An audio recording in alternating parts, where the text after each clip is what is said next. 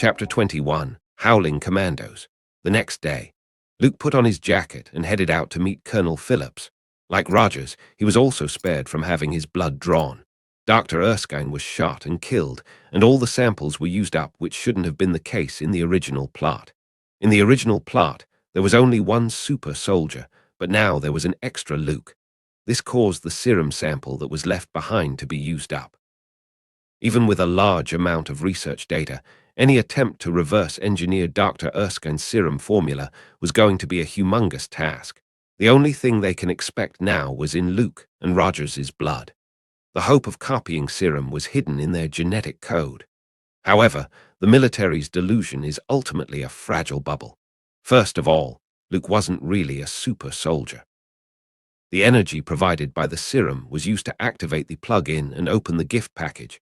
Thus it didn't play any role in transforming his body. That's why Luke hardly felt any pain after the injection. What's more, now he has activated the Superman card.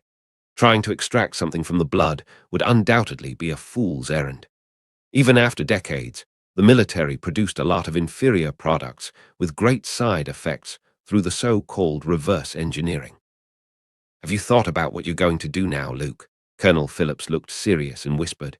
It is impossible to copy the serum formula and create a new super soldier in such a short time. That plan will now be aborted. Those politicians will try their best to get rid of their responsibilities.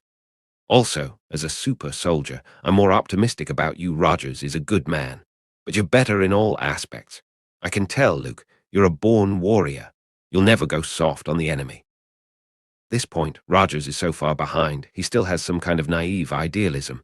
It won't help to win the war. The essence of war is destruction. It's violence. It's a means to gain benefits.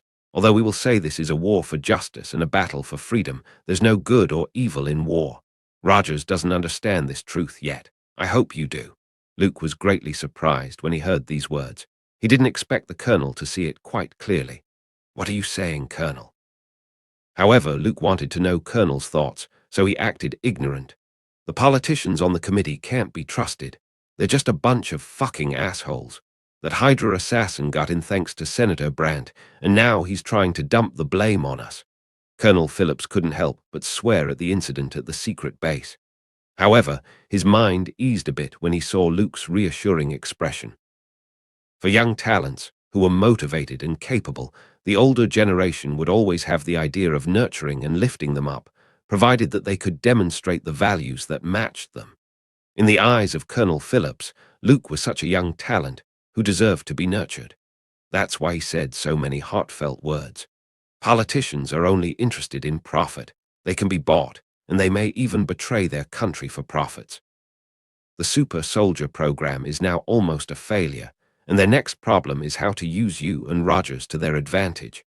Colonel Phillips, who had been in the army for over 20 years, knew the political world well. The president wanted an army, but now he only got 2 super soldiers. On the battlefield, an individual's ability will be infinitely reduced. Even if you can punch through steel plates and catch up with speeding cars, you can't stop the bombardment of shells, and you can't fly to Berlin and kidnap Hitler from his bedroom. Luke listened quietly, his eyes slightly flickered. If they gave me time, I could really do this on my own. Less than 20 hours after loading the card, the enhancement brought by the sun had already exceeded the sum of so many years of his persistent training. Luke could feel that the trillions of cells in his body were hungry as they absorbed the rays of the sun. With so much research funding, only 2 strong soldiers were produced. To tell you the truth, the military is very disappointed and no longer interested in you. Unsurprisingly, your next fate would probably be staying in the lab and have your blood drawn like guinea pigs. Colonel Phillips paused. He changed his tone. But I don't think so. Seeing your performance just now and your outstanding achievements in Camp Lehi, Luke, I've decided to give you an even more important task. Do you know the Howling Commandos? It's a special operations team made up of the best soldiers under the Strategic Science Reserve's banner. I want you to lead this team and become their commander. Luke's expression of surprise was a genuine emotional reaction. He did not expect that Colonel Phillips' arrangement for him would be this, leading the Howling Commandos. Commander, I wonder if I will meet Logan. Chapter 22, First Mission. Luke's mind wandered. He remembered a comic in which Wolverine was also a member of this team and fought side by side with Captain America. Maybe a certain black hard-boiled egg would be there too. Maybe he will also get to meet a certain cool black guy. After all, Nick Fury had joined the Howling Commandos in his early years. What about Rogers? Luke asked curiously. As the saying goes, the bigger the pectoral muscles, the greater the responsibility. He wondered if Rogers would debut as the American Idol this time. Rogers. Senator Brandt is interested in him and intends to make him a War Bonds ambassador. Colonel Phillips shrugged his shoulders and said he was helpless. He wanted to recruit both super soldiers into the Howling Commandos to complete a plan from the Strategic Science Reserve, but Senator Brandt won't relent. He took a fancy to the super soldier as a gimmick. He wanted to make, either Luke or Rogers, a household name and a star attraction. In this way, he could promote the war bonds, add some points under his political achievements, and also create a platform for his future campaign. Simply the best of both worlds. Is that so? Luke secretly thought he was lucky. Without Rogers blocking the bullet, the task of performing on stage in costume and being a salesman would have been on him. Even if he could use other means when the time comes, then re-enter the military sites, he would miss a lot of opportunities. Just then, side quest. Howling Commando, the war hero's first step. Requirements: join the team and get the approval of 3 or more team members. Reward: Scarecrows fear poison gas times 10. The task list is now open. Luke took the time to sweep his eyes over the character panel, and a side quest suddenly appeared on it. Well, this is strange. I am in the Marvel world, but rewards are from the studio next door. Seeing the gaze from Colonel Phillips, Luke collected his thoughts and quietly said, I am willing to lead Howling Commandos. The former was satisfied with this answer. Don't let me down, Luke. The colonel patted Luke on the shoulder happily, turned, and walked out of the infirmary. I received a phone call from President Roosevelt this morning. From now on, the Strategic Science Reserve has a new mission. We are going to fight Hydra to the death. We're going to kill this horrible beast that lurks in the depths of the shadows of this war. The next morning, Colonel Phillips delivered an impassioned speech. Various researchers, as well as agents and spies, began to pack up and prepare to move out. They are about to leave New York, follow the instructions of their superiors, and rush to the front lines in London. The Super Soldier Project had failed, and the status of the Strategic Science Reserve, which had been carrying great expectations, instantly dropped. Rogers, standing in the lobby of the base, looked like an outsider. He didn't know what to do, and no one told him what to do. Miss Carter, Howard Stark, they all had their own tasks. Everyone's leaving except me. Colonel, if you're going to fight Hydra, I want to join too. Rogers plucked up his courage and walked up to Colonel Phillips. Rogers had a deep hatred for Dr. Erskine's murderer. You are now a military property, and I have no authority over your whereabouts. Colonel Phillips shook his head. With 2 super soldiers, he could only choose one. The rest belonged to Senator Brandt. Phillips hated making this kind of deal, but he had no other choice. Dr. Erskine was shot, and the Super Soldier Project failed. This series of accidents are made by the military's investment in research funding, all thrown into the water, with no returns from this investment. As the executive of the Strategic Science Reserve, Phillips had to shoulder the majority of the pressure and blame. Even though many of the problems were due to Senator Brandt, because the Hydra assassin appeared among his entourage. But this powerful senator, like a non-stick pan, was not going to get his reputation to receive any stains. Phillips didn't know what the senator said, but in the end, the whole blame fell on his head, and the senator escaped without any harm. In order to preserve the strength of the Strategic Science Reserve, a part of the earlier resources needed to be reserved. Phillips had no other choice but to make a deal with Senator Brandt and give Rogers to the other party. At least it was better than being a lab rat. The serum worked. Colonel, I can fight. Rogers tried to fight for the opportunity, but was interrupted by Colonel Phillips. Senator Brandt said there's a better battlefield for you. After saying that, he turned to leave. The colonel is also under a lot of pressure, so don't be discouraged. Looking at the lost Rogers, Carter, who was standing next to him, said comfortingly. She held the experimental record with both hands and sympathy in her eyes. Through the human body transformation, the original thin little man had reached 6 feet, 188 cm, almost as tall as Luke. Moreover, Roger's muscles are even more bulky, like those of a bodybuilder. Luke, who was also a super soldier, wasn't this exaggerated. Where's Luke? Where is he? Rogers suddenly remembered that he hadn't seen Luke since yesterday. I don't know. The colonel said he had another mission. Carter shook her head. Chapter 23, Howling Commando, Dum Dum Dugan. While the Strategic Science Reserve embarked on their journey to London, and Rogers was dragged by the senator to be the National War Bonds ambassador, Luke remained in Brooklyn, New York. As Carter had said, he had another mission. After that talk in the infirmary, Colonel Phillips told Luke about a highly classified and surprising plan. Even with a super soldier leading the team, the degree of difficulty is huge. Colonel Phillips had given the Howling Commandos to Luke. It was more than just adding some boost. As the only super soldier available, no one was more suitable to carry out the plan than Luke. In other words, the colonel needed him. That's why the desire to nurture him flowed out. Luke himself isn't surprised by this. This is one of the reasons why he didn't hide his excellent performance in Camp Lehi. Interpersonal communication in society was essentially the exchange of interests between each other. Being able to be used by others, in a sense, is also the embodiment of value. In his last life, there was an internet meme. Since I became a waste, no one can take advantage of me anymore, which did get more than a few likes. But it was actually quite reasonable after careful consideration. With the failure of the Super Soldier Project, the status of the Strategic Science Reserve obviously declined. Funds were cut, and personnel were mobilized from the rear to the front lines. These series of actions indicated that Colonel Phillips wanted to make the Strategic Science Reserve demonstrate the necessity of its existence. If not, then SSR will likely face the prospect of being eliminated. This wasn't due to any schemes or underhanded measures by political rivals. In wartime, the allocation of all resources must be based on value and efficiency. Did the colonel let me lead the Howling Commandos to restore the Strategic Science Reserve's status? I think my strength is strong enough to play any current plot character on my own. Luke was lying on the hotel bed, staring at the stiff uniform hanging on the coat rack. Captain Cavill, he muttered with a smile on his face. This is one of the benefits given by Colonel Phillips. It was also the benefit of leading the Howling Commandos. Otherwise, who would want to accept a new recruit as their superior? It took Luke less than a month to go from private third class to captain. The speed is amazing.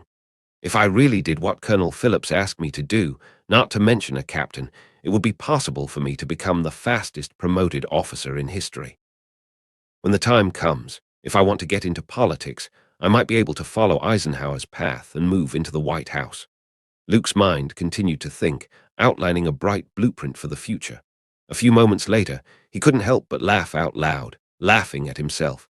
I seemed to be thinking a little too far ahead. He was just promoted to captain and was about to lead the Howling Commandos. Getting rid of his unnecessary thoughts, he returned to the question of his own ability. I'm Superman now, although I'm still a less powerful version. Luke opened the character panel and looked at the data presented above. He had the same strength as when Superman first came out, running faster than a full-powered car, punching through thick steel plates with one fist, dynamic vision that could even catch a bullet's trajectory. Luke's muscle density far exceeded that of ordinary people, making it difficult for small-caliber bullets and cold weapons to cause fatal damage to him. It could be said that he had a body of steel, invulnerable to guns and swords, not considering heavy artillery weapons. LV-1 Civilian Superman card. The upper limit is probably an evolution of physical qualities, being able to grab a bullet with my bare hands and block explosions with my body. Luke found that if he wanted to unlock flight and laser vision, he needed the LV-2 Soldier Superman card. It looks like when Superman first appeared, he wasn't that powerful, and his powers became increasingly perfect later on, so strong that a single punch broke apart the sixth dimension. Seeing that there were many Superman cards waiting to be unlocked in the conscious space, Luke suddenly felt that maybe he could evolve to that step one day. It's a beautiful world without Batman and kryptonite. With this in mind, Luke closed his eyes and fell asleep. Old Joseph's Tavern, Brooklyn. When Luke walked in, the people who he was scheduled to meet were already sitting at the corner table. Timothy Aloysius Cadwallader Dugan. Oh, my God. Such a long name. I would rather call you Dum Dum Dugan. Luke beckoned for a dark beer, pulled out a chair and sat down. He didn't say too many pleasantries, nor did he deliberately act warm. Dugan is a typical soldier with strong features and a handlebar mustache. After seeing his commanding officer, a guy who was a bit too young, his expression was a bit gloomy. The word young often implied a lack of experience in a crisis-ridden battlefield without having gone through several wars. It also meant that giving your back to such a person could be a bad thing. Captain Cavill, you've been promoted quite quickly. I heard that you were a private third class a month ago, Dugan sneered. In his opinion, Luke must have climbed the ranks through someone underhanded connections. Otherwise, how else could a new recruit be directly promoted to captain? Chapter 24, Acknowledgement. Dugan hadn't heard about Luke having any amazing achievements and merits. Luke's file was no more than a blank sheet of paper. I would prefer that you call me sir. Luke smiled, not the least bit annoyed. He turned his head, looked at another man sitting next to Dugan, and whispered, Dino Manelli. Colonel Phillips said that you're a master of disguise and at fighting. I'm looking forward to seeing what you do. And you, Jimmy, Kenneth, Jeff. Luke named everyone one by one. He had seen the Howling Commandos members' profiles beforehand and had a basic understanding of the team. I am your senior officer and the captain of the Howling Commandos. At least until you receive some new orders, you will obey my command and follow my instructions. Luke leaned back in his chair and spoke in a rather casual tone. Captain Cavill, we are soldiers. We will obey commands. It seems that Dugan was the leader of this team. He took the lead in standing up to Luke. But we only respect capable people, not. By any chance, are you trying to say that just because I look young, inexperienced, without much merits, I'm not qualified enough, and I am putting airs in front of you? Luke impolitely interrupted Dugan, and then with a slight smile he continued, I heard that you are proficient in combat and firearms, and even once went behind enemy lines and took out a German operative squad by yourself. That's right. And from then on, everyone calls me Dum Dum, Dugan said with pride. The Dum Dum bullet is a kind of British-made ammunition, commonly known as expanding bullet and shrapnel, known for its amazing lethality. Because of the unbearable pain caused by being shot, international organizations have repeatedly requested that the use of such bullets be banned. The fact that Dugan was given such a name shows how powerful he is. To tell you the truth, I wanted to have a fair fight with you and prove that I am not what you think. However, when I think about it again, it's unfair to compete with you. Luke shrugged, took a sip from the stout on the table, and smiled.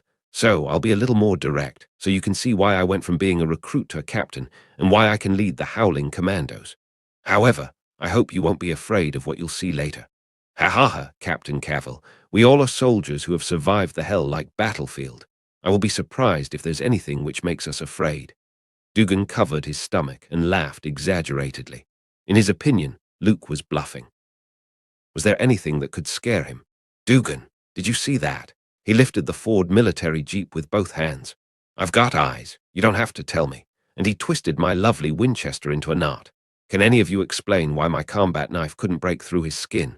Is this guy even human?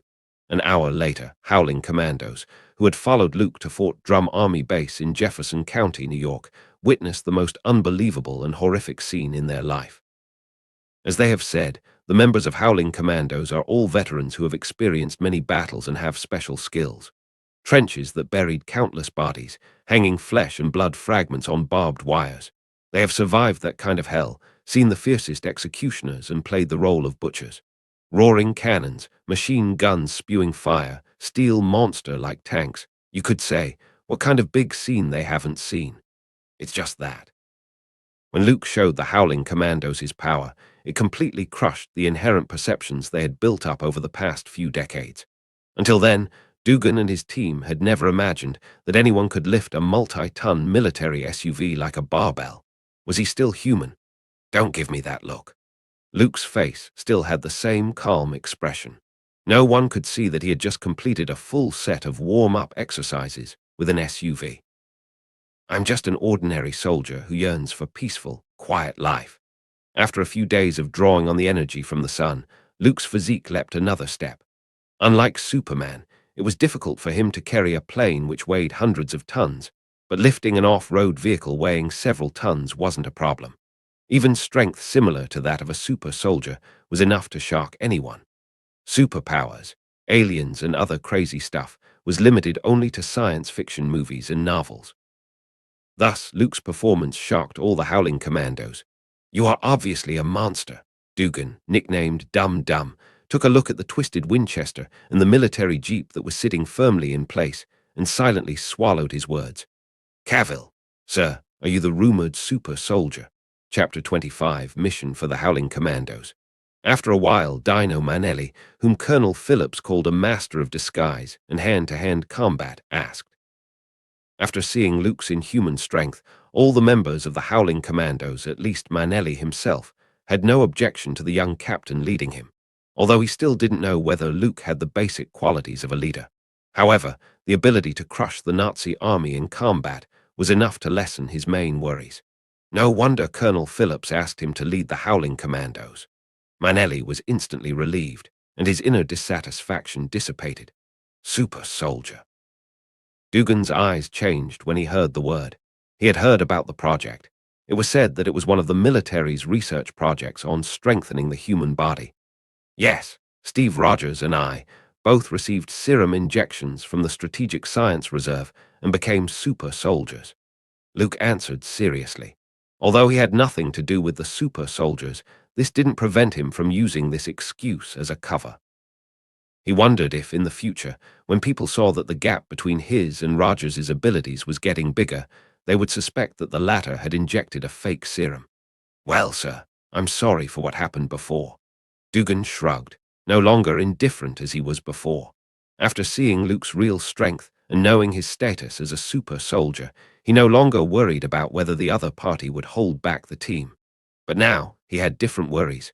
Will I be able to keep up? With Dugan's vast experience, he felt that if he threw Luke onto the battlefield, the Nazi soldiers would cry out in fear. Hitler, who was far away in Berlin, was about to lose all of his sleep. Side quest: Howling Commando, the war hero's first step. Completed. Requirements: join the team and get the approval of 3 or more team members. Achieved. Reward: Scarecrow's fear poison gas times 10. Obtained. Luke received the message that the quest was completed. It was true that for veterans, the fastest way to get their approval is to show your ability. Reputation value detected. Opening shop. Luke, without any change in expression, immediately opened the character panel. The stats on the panel were updated, and a reputation value of 50 points was displayed. It was probably from the Howling Commandos members. It seems that by generating respect, worship, and admiration, I can gain reputation points, Luke reasoned. He opened the shop. As imagined, there's a wide range of products. It wasn't very different from the game.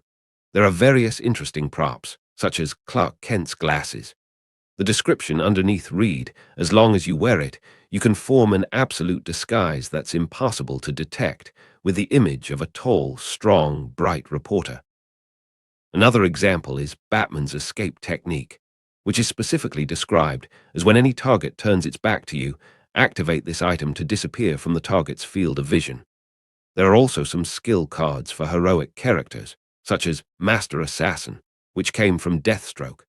The effect was to master all kinds of firearms and cold weapons.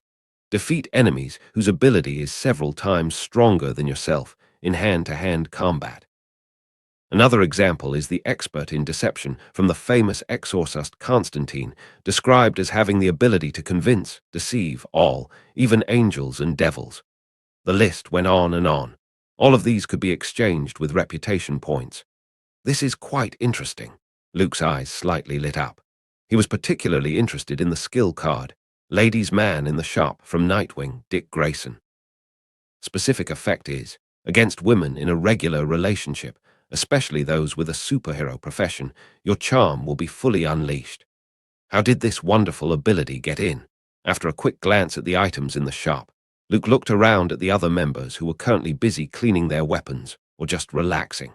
He cleared his throat, looked at the Howling Commandos, and said, "Let me tell you one thing. Colonel Phillips sent me to lead this team in preparation for a surprise attack. I can't tell you much specifics for now, But the final destination of the team is Italy. I have the passports ready and suitable identities. You can think of this mission as a covert operation to sneak into Sicily, posing as smugglers and bypassing the blockade from the maritime patrol fleet. The members of Howling Commandos looked at each other. Most of their previous tasks were to attack the transport convoys of the Axis countries or assassinate some senior general. They weren't really familiar with such things as infiltration. However, after listening to it, the members, headed by Dum Dum Dugan, uniformly answered, "We are at your disposal, sir." I believe that after this mission, Howling Commando's name and all of your names will be on the White House table, Luke promised. If the mission planned by Colonel Phillips could be accomplished, Luke's name is likely to spread throughout the Allies. When the time comes, the reputation points that can be harvested may even be exchanged for a bunch of skill cards, or even unlock new character cards. Chapter 26, Mission Impossible. Luke took all the members of the Howling Commandos from the East Coast through the Atlantic Ocean. They crossed the Strait of Gibraltar and entered the territorial waters of Italy. Because Spain was a neutral country during World War II, and there was a British naval base stationed nearby, they didn't face any trouble till that point.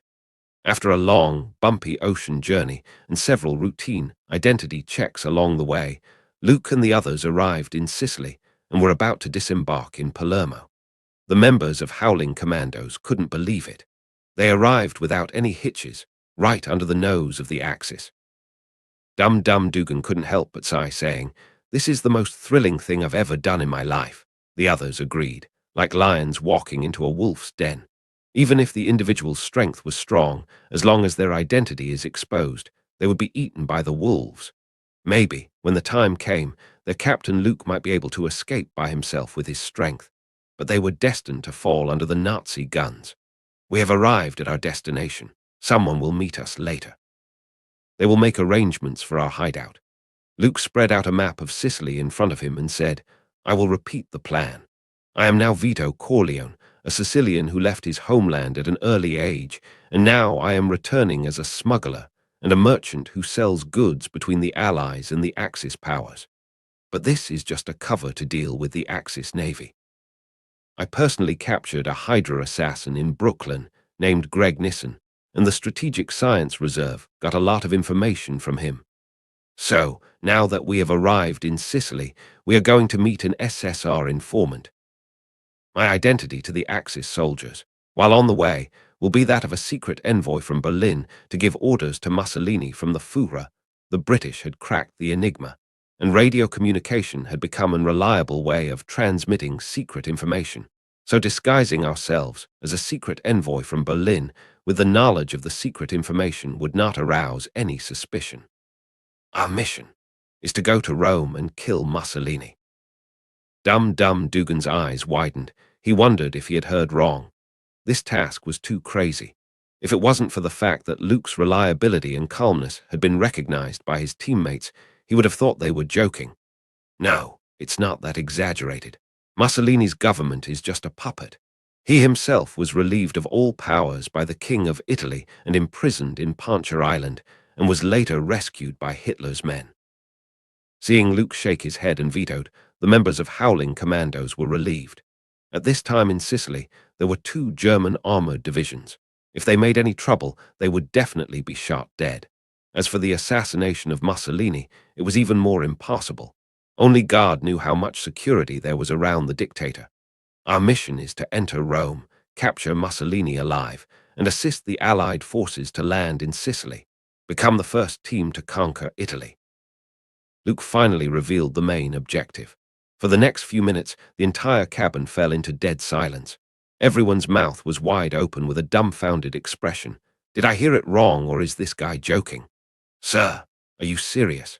Dum Dum Dugan hesitantly asked. He found that the young captain could always give his teammates surprises.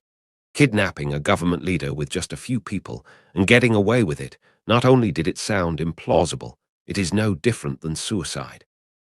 Luke propped his hands on the table, leaning forward, his tall figure exuding an oppressive atmosphere. The members who wanted to express their opinions subconsciously reduced their voices and shut their mouths. But the actual situation isn't so bad. First of all, our opponents are the Italians, so I don't think I need to say anything about this country's military capabilities. The American newspapers said, if Italy stayed neutral, the Germans would have to increase their forces by 5 divisions. If Italy joined the Allies, they would have to add 10 divisions to their army. But when Italy joined the Axis, the Germans had no other choice but to send 20 divisions to protect them. Luke used a humorous tone to ease the atmosphere a little. Compared with the French, who raised the white flag in 40 days, the Italians aren't much better. You certainly don't know that the British Army led 25 people in World War I, fought against 10,000 Italian troops, and captured 8,000 people. In fact, in terms of war, they can't even win against Ethiopia. Luke's tone was impassioned, and his eyes flashed slightly. Truthfully, most of the stories he said were just rumors in his previous life, and their authenticity needed to be verified. Chapter 27, Dan Casa. Truthfully, most of the stories he said were just rumors in his previous life, and their authenticity needed to be verified. For example, the Ethiopians of World War II weren't the primitive natives that many nations thought they were. In fact, their army was known as the Lions of East Africa, and was quite strong. If it weren't for the subsequent use of poison gas warfare by Italy in the second invasion, it wouldn't be possible to take over Ethiopia, and maybe the history would have repeated itself, and Italy would have suffered another defeat. As for the Italian military, it wasn't that miserable. Although it did become the butt of jokes, its military strength wasn't that weak, and it also performed well in World War II. For example, in the Second Battle of El Alamein, the 185th Falgor paratroopers blocked the British armoured offensive with burning bottles, anti-tank guns, mines and explosives under the absolute disadvantage of 13 troops and 70 armour. All in all, what Luke said before was to boost the Howling Commandos' morale and ease the fear of the members. Maybe he could raid Rome by himself and capture Mussolini alive, but he can't finish the task of assisting the Allied forces to land in Sicily alone. But what we have to face isn't only the Italian army, but also the Germans. Dugan was a little shaken by this mission, even though Luke's speech was quite compelling. At least, the members of Howling Commandos now believed that the Italian army was vulnerable, and it seems that it wasn't so difficult to advance into Rome. The Allies will take care of it for us, Luke firmly answered. He agreed to follow Colonel Philip's plan, not because he was hot-headed, but after careful consideration. According to the original timeline of World War II, the Allies had already finished the campaign in North Africa. The next step was to counterattack Italy, opening up a new battlefield.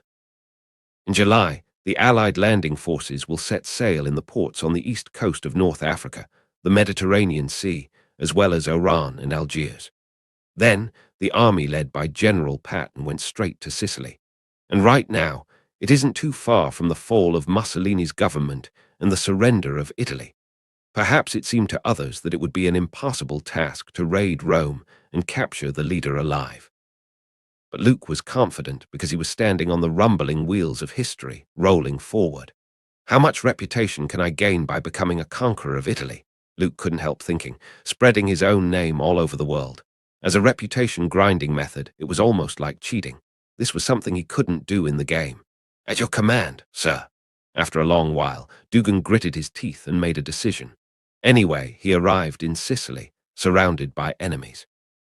There were 2 roads in front of them, either to complete the mission and return home with honor, or choose desertion and appear before a court-martial. When Dugan, the leader, said this, the rest of the team didn't hesitate anymore. Sicily is located in the south of Italy, across the Strait of Messina from the Apennines in the northeast, and occupies an important position in the commercial trade routes of the Mediterranean. Therefore, when Luke came ashore from Palermo, he thought he would encounter a rather strict interrogation. To his own surprise, Luke, who was currently disguised as a smuggler, Vito Corleone, easily bribed the officers here with only 20 cases of cigarettes, some ham and bread, and was able to easily get through. It can be seen from this what later generations had said. The whole Italian military was corrupt from top to bottom during World War II. It wasn't without reason. After landing, Luke saw several tall men with caps and tattoos on their arms on the port wharf, secretly looking at his group. He walked over with a kind face and spoke fluent Italian. "Do you know where the Bronze Bell Tavern is?" The Superman card brought benefits beyond just physical strengthening. When it came to academic talent and planning skills, Luke had improved significantly. Superman, who came to the studio next door, may not be inferior to Batman, who was called world's greatest detective, when he really used his brain. However, perhaps it was because of Batman that Superman was too lazy to think. Luke smiled and shook off these frivolous thoughts as he started to chat with these tall men. After a brief refresher course on Italian prior to his trip, he was now able to speak the local language with a slight Sicilian regional accent. This was also one of the reasons why the Howling Commandos was able to get past the patrolling warships several times along the way. Soon those people were convinced of his Vito Corleone identity. Even though Luke told Dum Dugan that he grew up in Brooklyn, the latter got a bit skeptical, believing that the young captain was most likely from Sicily. "Mr. Corleone," the man in the lead frowned and asked. "You can call me Vito," Luke said indifferently. Hearing the secret code line, these men dressed in similar clothes quickly changed their attitudes and became respectful. "Mr. Corleone, Don Casa is waiting for you in the Bronze Bell Tavern. The car is ahead." Then he waved, and 3 black cars drove up in front of the pier entrance. The man opened the door and waited for Luke to sit inside. The Don Casa, as they called him, was the informant for the Strategic Science Reserve. Chapter 28, Meeting. As they got in the car, Luke gestured to the Howling Commandos to keep up their vigilance. Soon, the motorcade raised a bit of dust and headed for the Bronze Bell Tavern. Casa Alessandro, the only remaining mafia leader in Sicily. The mafia, which was famous in later years, and even world-renowned, didn't have it easy at this time. In 1925, after Mussolini gained absolute control over Italy, he made a famous national speech on the mafia. Through the loudspeakers, he vowed to all Italians to purify the social air, crack down on crime, and to eliminate evil, to eradicate the mafia, the cancer, from Italy. No one expected that Mussolini would actually do what he said he would do and start a serious raid on the mafia. Openly, his dictatorship commanded the military and police to arrest nearly 1,000 mafia members. However, in truth, he directly bombed their hideouts. Once captured, they didn't even get a basic trial. A full-scale bloodbath was directly unleashed. In Sicily's Fountain Square, people were executed every day. Blood seeped into every floor tile and land. As a result, the mafias died or fled, either by being arrested and imprisoned or by fleeing overseas. By now, Sicily was a clean slate, free of sinister powers. People were no longer worried of the gangsters' harassments, but had to endure the dictator's reign of terror. However, it was worth mentioning that the mafia, which had been weakened in Italy, re-emerged from America and had regained its vitality. For the future Hollywood gangster films, it created a large number of inexhaustible character material. Luke, who had come into contact with the Irish mob and dealt with Italian mafia, knew this very well. Seeing the poor living environment in Sicily and holding a grudge against Mussolini, many mafia families secretly aligned themselves with the Allied powers. This was the case with Casa Alessandro, who had now become an informant for the Strategic Science Reserve. 30 minutes later, the car stopped at the door of the Bronze Bell Tavern. Several burly men with tattoos stood at the door. Luke was stopped after he got out of the car. "Mr. Alessandro, you want me to go inside alone? You guys don't seem sincere." The leader of the group looked a bit puzzled, and after a moment of silence he said, "The situation in Sicily is very tense, Mr. Corleone. Please understand." "Well, you can bring an attendant. Don Casa is very careful. This is also for his safety. Since you're being so polite, I don't have any complaints." Luke took off his black woolen coat and handed it to Manelli behind him, signaling that he was unarmed. Then he reached out and beckoned Dum Dugan to follow him. "You stay where you are and wait for me to come out," Luke ordered. Manelli nodded, holding the coat in one hand and carrying a suitcase in the other. There was a submachine gun hidden inside. He was sure that if the mafia dared to play dirty, he and his team could turn the Bronze Bell Tavern upside down. Luke walked into the tavern, which was now a mafia hideout. The thick round tables were full of family members. Most of them were young and strong thugs who belonged to the Legion and were responsible for engaging in violence, fighting over or guarding territory. Being closely watched by over 30 strong men who were also rumored to be one of the most ferocious mafia, the average person would be weak in the legs, unable to walk. But Luke was calm and steady, and his temperament didn't diminish. "Mr. Corleone, we welcome your arrival." The bearded man, at the center of it all, got up and greeted him. He was Casa Alessandro, the former head of the mafia's Camorra family, now just a thug. When the mafia was purged, every family suffered heavy losses, and even the head of the family was put to death in public. Such iron-fisted means and ruthless behavior greatly shook the mafia. The special background, the special opportunity, in turn, gave Casa a chance to make a name for himself. He had gathered a group of people around him under the name of the Camorra family and recruited a lot of good people while the storm was brewing. "I guess since you were willing to see me, you know why we are here for, right?" Luke leaned back in his chair with a relaxed and calm tone. Casa was not only an informant for the Strategic Science Reserve, but also a mole for the future Allied landing in Sicily.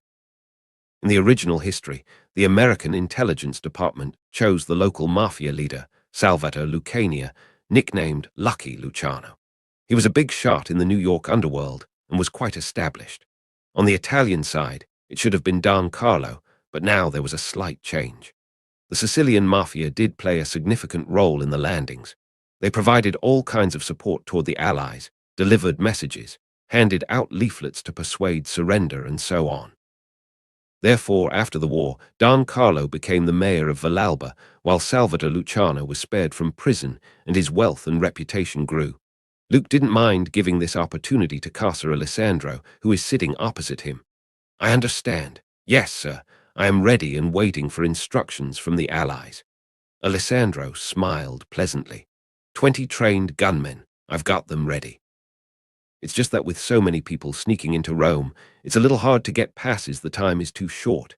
Seeing Alessandro's embarrassed expression, Luke expressionlessly said, "That's your problem, Casa. If you can't do it, then I'll find someone else. I heard about Don Carlo, who was thrown into prison by Mussolini, and he was a delight. That Stronzo Don Carlo is nothing. Sicily is now Don Casa's, even the governor of Palermo." Chapter 29. Bring me his hand. "That Stronzo Don Carlo is nothing. Sicily is now Don Casa's, even the governor of Palermo." Before Alessandro could finish his words, the young man standing behind him stepped forward, seemingly uncomfortable with Luke's disdain for his own boss. Luke narrowed his eyes and looked up. The other person's appearance was quite similar to Alessandro's. He may be a family member related by blood. "You have some good people." Luke was worried about the lack of an excuse to put down the mafia leader and test his determination to cooperate with the Allies. But now he got a chance to make a scene. "Elio, shut up." When Alessandro heard his nephew say such things, he rushed to slap him across the face. The young man in front of him wasn't someone he could afford to offend. Mussolini had taught the mafia a lesson. No matter how powerful the mafia was, there was no room for resistance against the state apparatus. This young man, who called himself Vito Corleone, represented the American military and is an ally. Once they anger the other party, they won't end up any better than if they provoked Mussolini. Boom! However, when Alessandro had just touched his nephew's face at that slap, a sound echoed in the Bronze Bell Tavern.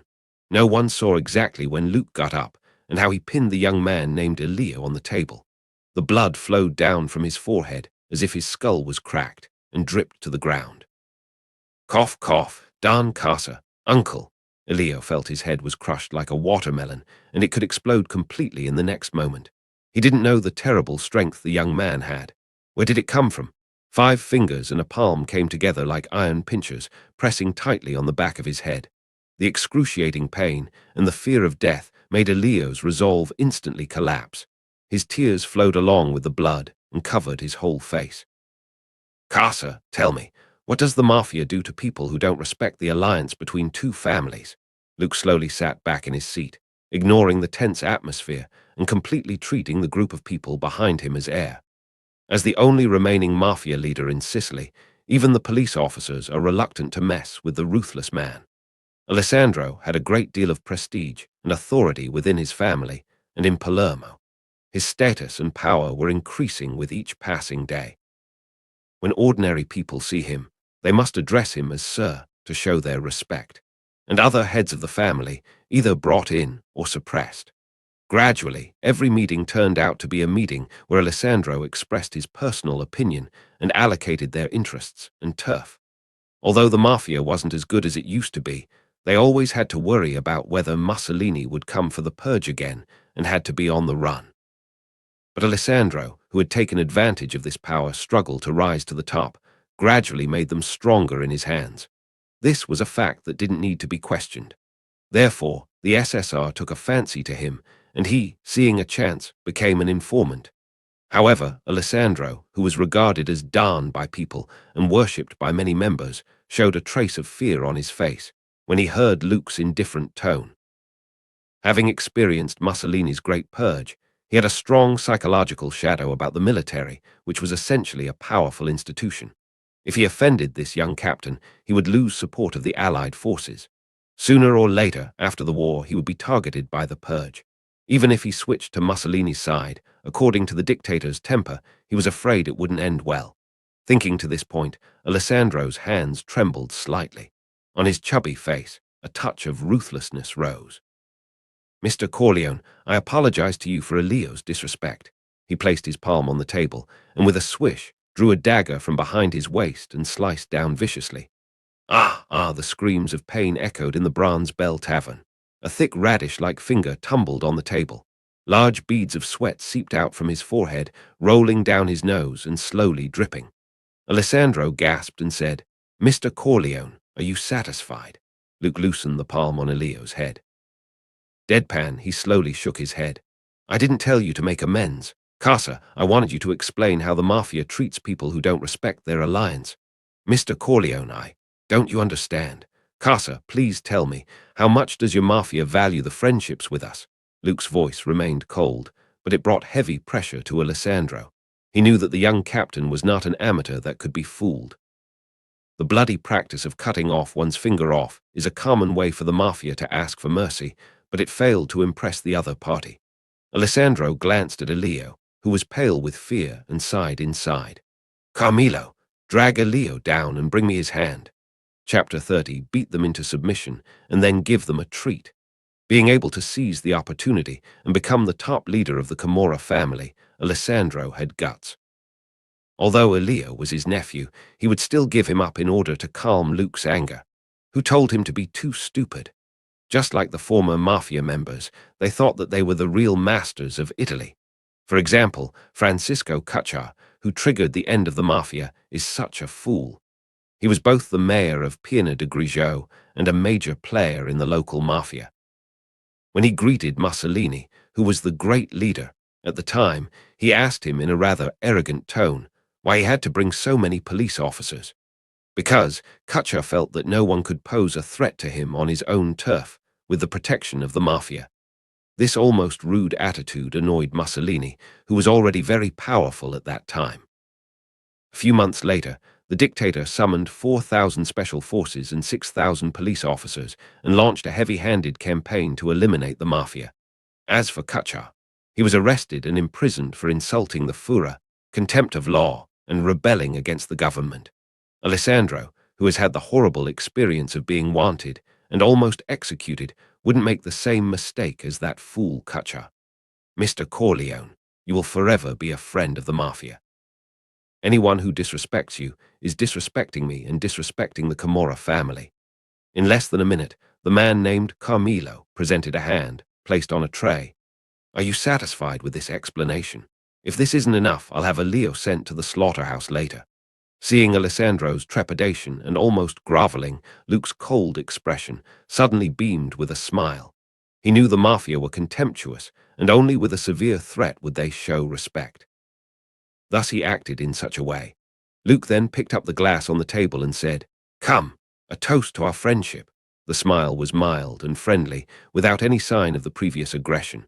His ability to change his face so suddenly surprised dumb Dugan behind him and thought, "The captain is a scary man." The vicious mafia was like a docile sheep before him. Alessandro smiled at the smell of blood and drained his glass of red wine. Get things done as soon as possible, and the Allies will never forget your efforts. Before leaving the pub, Luke patted Alessandro on the shoulder and added, "Your compatriots are doing well in North America and New York. They go in and out of high-end hotels with members of parliament and hug Hollywood actresses. Casa, I admire you very much. You deserve a chance. Mr. Corleone, I will remember this personal friendship." Alessandro paused, and then he moved. He bent down slightly, lowered his head, and waited for Luke to hold out his left hand. This was the highest etiquette from the Mafia, to show respect. Often, only the Godfather could get the kiss from a Don. "No need. I have seen your respect and attitude." Luke's mouth twitched. He didn't have the habit of letting men kiss the back of his hand. Out of the Bronze Bell Tavern, the Howling Commandos got into their cars and went to check in to one of Palermo's top hotels. On the way, Dugan, who was sitting next to him, had an awkward expression. "Do you want to ask why I should treat Alessandro with such an attitude?" Luke opened his closed eyes. Sitting in the front passenger seat was Manelli, no outsiders, so he didn't hide it. He said, "Dugan, you don't understand the gangster mindset.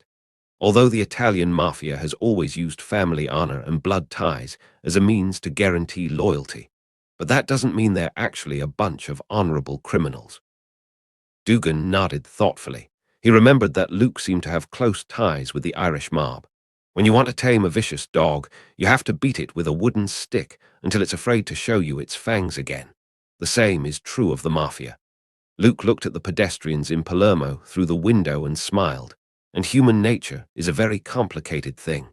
Casa definitely had a grudge against me when his men brought that guy's severed hand. But because of my status, and the fact that allies have won successive battles, he was afraid to show it. But when I told him that I would support him as the voice of the allies in Sicily, and he would be richly rewarded after the war, Casa's heart immediately felt grateful, with only a few unpleasant emotions left behind. When you use harsh methods, establish unquestionable authority, and then give them a small reward, they will be grateful to you. That's the typical gangster mentality. Chapter 31, The Plan. The hotel where Luke and his party stayed was an important picturesque spot in a hilltop town, Taormina, on the east coast of Sicily. The climate here was spring all the year round, with beautiful scenery. There was a cliff on one side and the sea on the other. Like stones, urban buildings were piled up on the stepped peaks of the mountain. Luke had to agree, Alessandro is really good at what he does. Or, to describe it more accurately, Alessandro knew how to please his superiors. Luke came to the hotel called Walcaria and learned that Alessandro had already reserved an entire third floor for him and his entourage. Moreover, there were few reasons why he chose this small hotel with little reputation. On one hand, because there were few guests, it wouldn't be too eye-catching. On the other hand, the Walcaria was located at the top of the small town in Taormina. If you stay in a room on the third floor, one only needs to open the window to overlook the whole town, feel the moist sea breeze, and hear the sound of the waves, making them feel inner tranquility. Many people like this feeling. Luke is no exception. According to the plan, he needed Alessandro to recruit 20 well-trained gunmen and get a pass to enter Rome. After calculating the time, Luke may stay in Taormina for 4 to 5 days. It was a good thing to have comfortable accommodation and environment. Luke and the team chose their own rooms as a precaution. It would have been Dum Dugan or Dino Manelli in the same room as the captain. This can play a preventive role, but also facilitate dealing with possible unexpected situations. It's just that, after seeing Luke's great strength, members of the Howling Commandos had said that they were the ones who needed to be protected. Therefore, the 2 rooms next to Luke became the hot items in the team.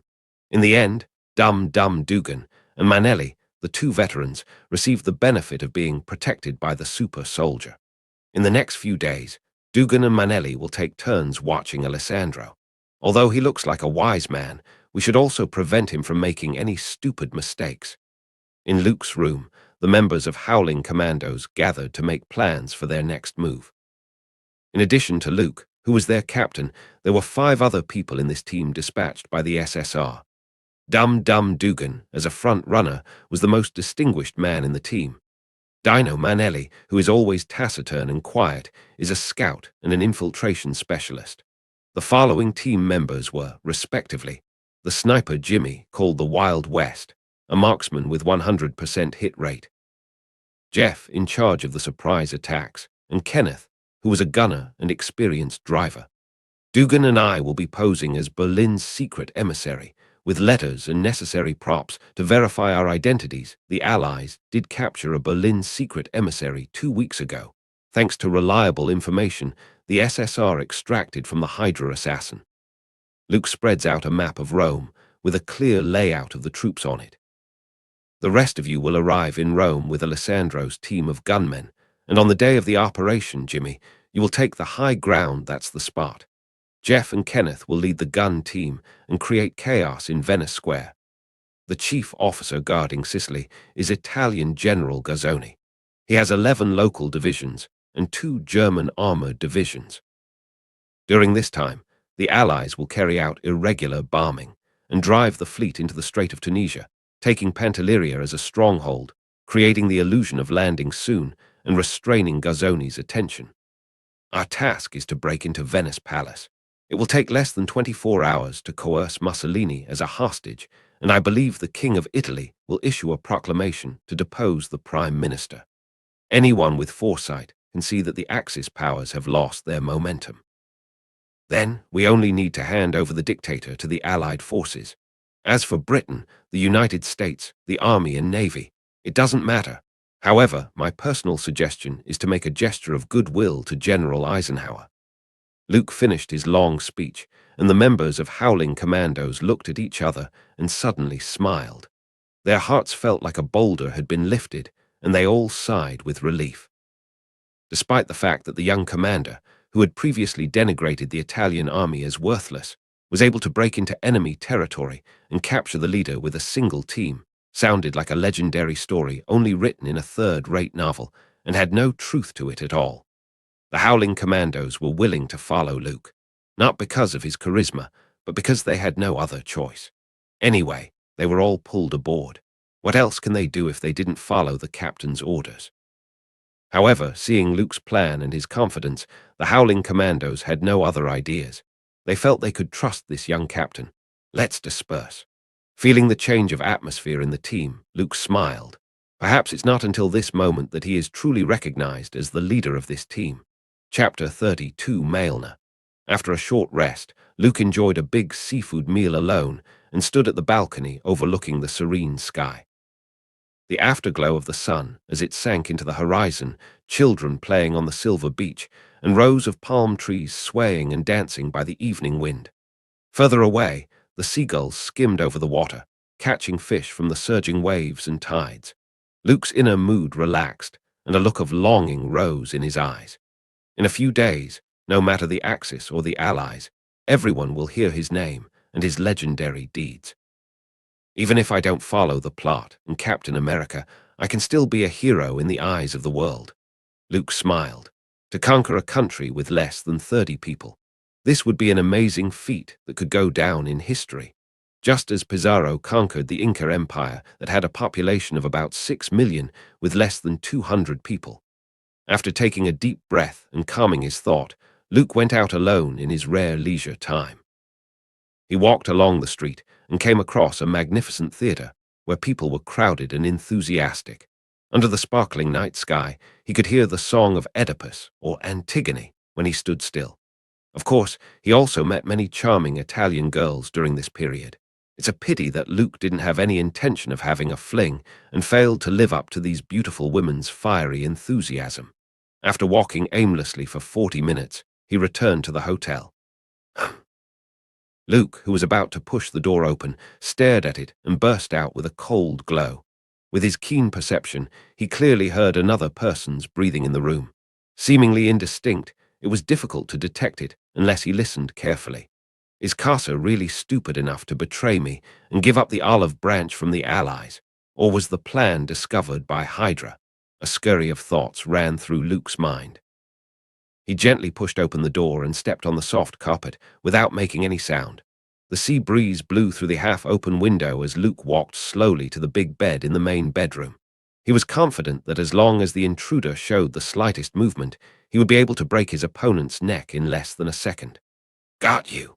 Ah! Luke fiercely lifted the covers and threw himself on top of them, pressing his right hand against the intruder's neck. A woman. Luke, who was on top of the other person, had a shocked look in his eyes. A woman in silk nightgown was lying in his bed.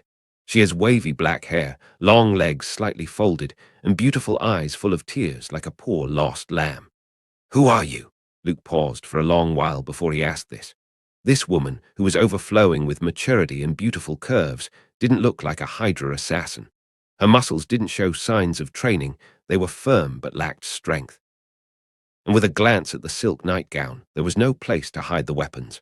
My name is Maelna. The woman's voice was as weak as her appearance. Hearing the woman's answer, Luke paused. The name sounded familiar. Then he quickly realized that this was most likely the work of the mafia leader Alessandro, to make up for his nephew's offense. See, he sent a woman to him. Do I look thirsty? Luke silently noted down Alessandro's name. Do you know who I am? The trivial thoughts just lasted a nanosecond. Luke looked at Maelna beneath him, and a look of amazement appeared in his eyes. He had to say, this woman fully embodied the word beautiful. Just like goddess Venus of Rome, she exuded a charm which could make any man swoon. She was like a ripe fruit on the branches. Even if Luke didn't taste it personally, he could imagine it from the fragrant aroma that filled his mind. Mr. Corleone, Don Alessandro said you're a powerful businessman. Maelna looked away as if she didn't want to look into Luke's eyes. Her tone was mournful. Alessandro must have forced her to Luke's room. I didn't know Casa would do such a thing. Luke was embarrassed to look at Maelna that had tears on her face. His personality was also affected due to the Superman card, so how could he possibly do something like taking a woman by force? It's all Alessandro's fault. So, Mr. Corleone, can you get up first? It's a little painful for me. The mature beauty beneath Luke's body had a hint of aggression and shame in her voice. Oh. When he heard Maelna's weak voice requesting him, Luke realized that he was still on top of the person. He simply got up and sat on the edge of the bed and asked, Did Casa send you here? Alessandro said that as long as I can satisfy you, the mafia, can help me get rid of the harassment from the officers and supply me with enough food every day.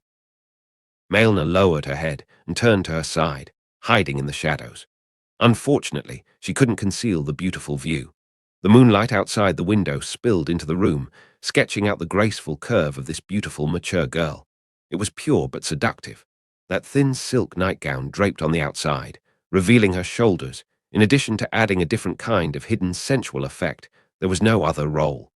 Those beautiful eyes full of tears are full of clear and lovely sorrow. It would always attract the male's desire to protect. The officers. Chapter 33, Her Misery.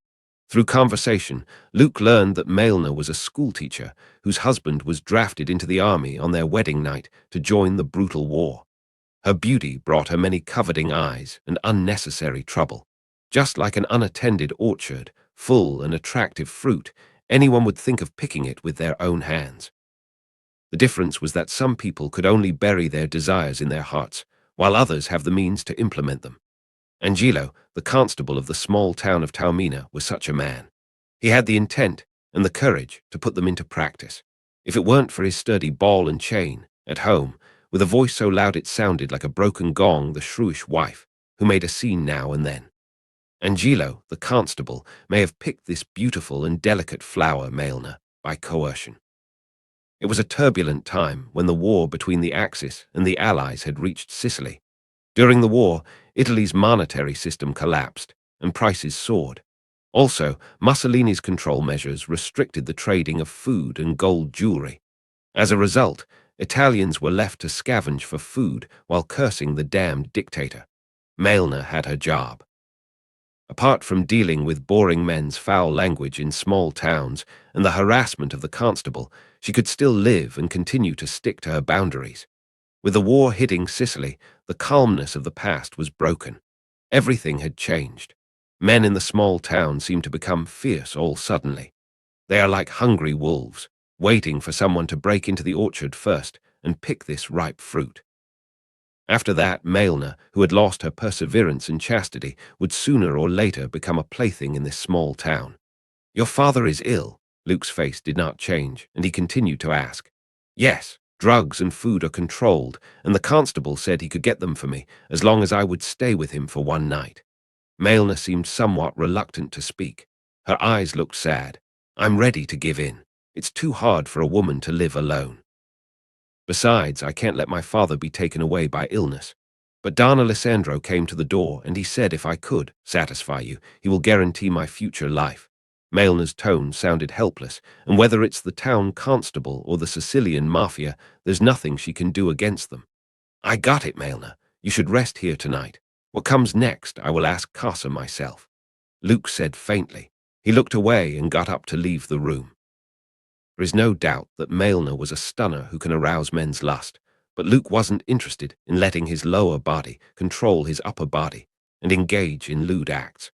One of the reasons why humans are at the top of the food chain compared to other animals in nature is because they probably know how to analyze and reflect. Desires do not easily dominate their brains. While an animal's nature is aggressive out of necessity, human nature is the foundation for establishing order. Mr. Corleone. Seeing Maelna call out to him, Luke waved his hand and said, There's some misunderstanding in the middle, and it's hard for me to explain it to you. I'm sorry for your fright and unnecessary trouble. Looking at this beautiful girl's indelible fear, Luke didn't say much. He just walked out of the room. Tonight, he had to rest in the second bedroom.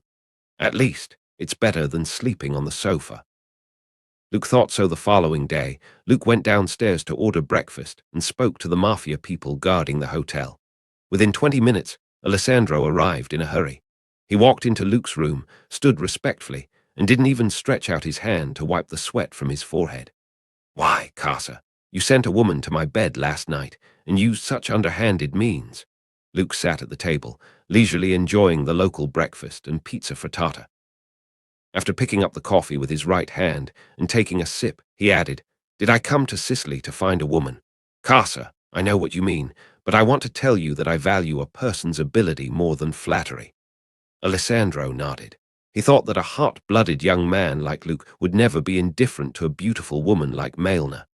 Besides, in the impression of this mafia leader, the most effective way to please a big shot was to send money and women. But when it came to Mr. Corleone, it didn't work. Luke seemed to guess Alessandro's thoughts but chose to not say anything. 20 gunmen are ready, and they are all good guys. They have long been dissatisfied with Mussolini, that cold-blooded butcher and cruel executioner. Since Luke mentioned ability, Alessandro was eager to show his. As for the pass, I've settled it and paid a lot of money to bribe the top brass of the Navy Patrol. You can get it the day after tomorrow at the latest. Facts had proven that Alessandro wouldn't only please his superiors, he also had a remarkable ability to handle affairs. Chapter 34 and less. He liked men. Luke nodded with satisfaction. He couldn't stay in Sicily for too long. Otherwise, his fake identity of being Vito Corleone, a Berlin envoy, would be exposed. Taking advantage of the time difference in information exchange between Germany and Italy. As expected, it was the best way to enter Rome and approach Mussolini. If something unexpected happens, Luke could act alone and sneak into Venice Palace. One must know, the true meaning of being an assassin is to kill all enemies without anyone knowing. Judging from this, Luke felt that he would be an excellent assassin. However, Mr. Corleone, I'd like to say a few things in defense of the previous incident. After talking about business, Alessandro's eyes twinkled as he said, I sent you a woman, not because I thought you were a man obsessed with beauty. Maybe you didn't know, Maelna is a famous beauty in Sicily. Her husband Nina was taken away by the conscription officer on her wedding night. The other day, there was news of his death. Recently, Maelna's father broke a leg and became seriously ill. It can be said that her situation is very bad. I thought a promising young man like you, Mr. Corleone, would naturally have a warm heart. Maelna, she's desperate now. It's better for her if you take a fancy to her. That's why I took the liberty of sending her to your room. Luke's face was shocked. He didn't expect the mafia leader to be so brazen. He suddenly felt that he was wrong. Why would a bootlicker have nothing? Clearly, he had everything. Although Alessandro looked like a flattering jester, as the object of his flattery, Luke couldn't feel any ill feelings. This showed, even bootlickers had a hierarchy and depended on status. As for Alessandro, Luke could say he was already at the top. This guy is on another level. Luke told himself. He wiped the corners of his mouth, finished eating, and went to the living room. Alessandro took over the role of a gopher, bowing behind him. Who would have thought that this seemingly honest and loyal bearded mafia leader would do this? Mr. Corleone, to tell you the truth, in Sicily, there are a lot of men who covet Maelna. She is alone and a widow. Even the constable is staring at this piece of juicy steak. If she can follow you, at least, it's much better than being reduced to public plaything. Alessandro leaned against the sofa and looked carefully at Luke. Then leave her behind. Besides, don't think about sending me money and women. Just do your own thing. Luke thought for a moment and answered in a soft voice. As a superior, he can't disappoint Alessandro's painstaking efforts. After all, as the mafia leader, bothering to do this kind of pimping, he would be despised by his own underlings. By the way, the constable. Let's get rid of him first. The topic didn't stay on Maelna, the charming and beautiful widow who was too pitiful. Luke didn't want to buy or trade her, treating her like property. A lonely woman with a stunningly beautiful and young face born in these turbulent times will definitely face many bad things. It had become the root of Maelna's miserable life. Women in the small town rejected Maelna and thought that she was only seducing men. Men coveted Maelna's charming body and looked forward to being seduced by her one day. Find someone to kill him. It's best to make it look like an accident, and don't make too much of a scene, Luke faintly said, as his expression turned cold. This is also a declaration of allegiance. If Alessandro did this, and he was tied to his chariot, he wanted to rebel or betray, he should carefully consider the consequences. Mussolini's government wouldn't accept a mafia leader who assassinated the local constable. When the mafia was purged, a family shot the governor of Palermo in defiance of the law and caused Sicily's big sensation. As a result, Mussolini was furious. He arrested and executed more than 1,000 gangsters on the spot. As long as Alessandro did this, he had no choice but to take refuge in the Allies. I see. I will do it myself and make sure it is done beautifully. Alessandro nodded decisively. He considered himself well versed in assassinations. Which mafia boss didn't climb up slowly from this type of work? For Alessandro, the troubles that killing one person can solve were nothing. Then I'll excuse myself, Mr. Corleone. If you have anything, you can summon me again. Before Alessandro left, he took off his hat, slightly bowed, and showed a look that all men knew. Maelna has always been known as the flower of Sicily, and is the bed companion that countless men dreamt of. When such a beautiful and charming woman is on the bed, even if he were indifferent now, sooner or later, he wouldn't be able to resist. Unless Mr. Corleone was not interested in women. But in Alessandro's eyes, there was no man in this world that wasn't lustful. At best, there was only the difference between a good man or a bad man. Ah, well. What if Mr. Corleone was interested in men? Alessandro began to think, does he need to look for any good-looking men nearby? Unfortunately, he didn't know whether Mr. Corleone liked strong or skinny ones. Chapter 30. 5. Mr. Corleone is a decent man. If Luke knew Alessandro's bizarre thinking, he would put a hole in this guy's head with his fist. By the door of the main bedroom, draped in a silk nightgown, Maelna's eyes looked complicated, as if she was finally relieved. She sat blankly on the bed, somewhat bewildered and overwhelmed. Maelna had already prepared for the worst when she was sent to Luke's room, played, violated, and then gradually slipped into the abyss of hell. This was all she could think of, but things didn't go in the worst possible direction. The man, Mr. Corleone, displayed a gentlemanly demeanor rarely seen in the small town folk. Neither his movement nor words were frivolous. Thinking of this, Maelna spoke from her heart. Mr. Corleone is a decent man. She was used to the disgusting stares of the men in town, who looked like they wanted to strip her clothes off with their eyes. She couldn't help but be sincerely grateful for Luke's restraint. Maelna, who had lost confidence in men, shrank back into the quilt and wrapped herself. She could now finally sleep in peace. Maelna. In a hazy sleep, Maelna heard someone calling her name. In a trance, she seemed to think of her sick father, and her dead pearls of tears came out and soaked the pillow she was holding as she relaxed. And the pressure which had been weighing her for many days turned into sorrow and heartache for her fate suddenly. Maelna, who noticed the change in atmosphere around her, suddenly opened her eyes as if awakened.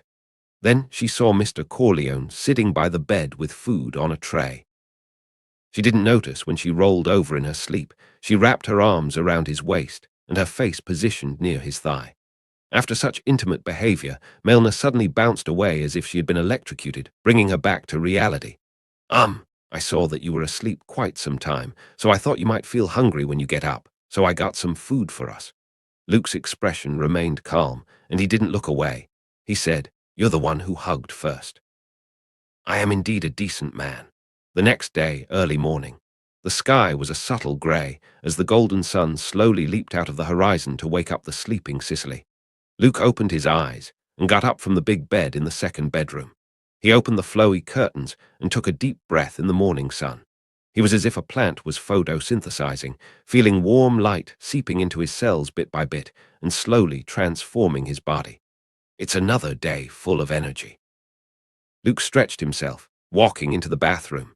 When he finished washing up, a hearty breakfast was already on the table. I wonder if Carcer's mission has been completed.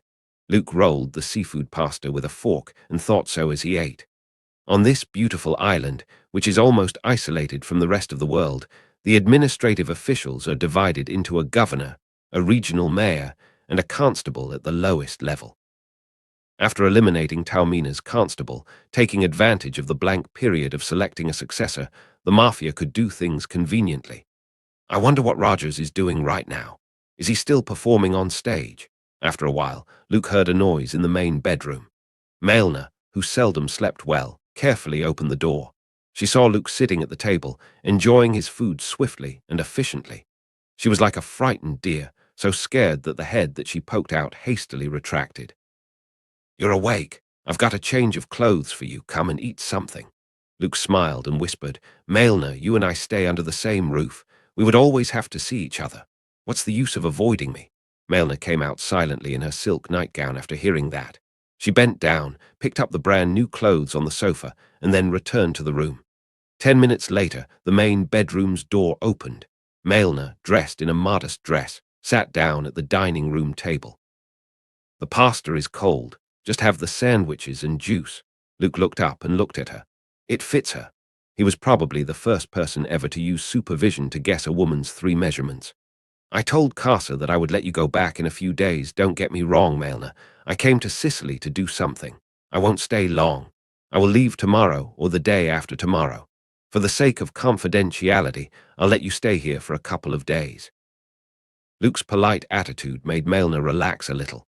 As Alessandro said, she has no job, no income source, and with the wartime food restrictions, she had become the sweet cake that all men in Sicily wanted to eat. If she didn't meet Luke, Melna would one day let go of her inner perseverance, and with a heart full of despair and numbness, she would have fallen. Thank you, Mr. Corleone. Thinking to this point, Melna couldn't help but be grateful to the young man sitting opposite her. She nibbled at the sandwich and watched Luke reading the newspaper. Clean short black hair, deep facial contour, slightly sharp eyes.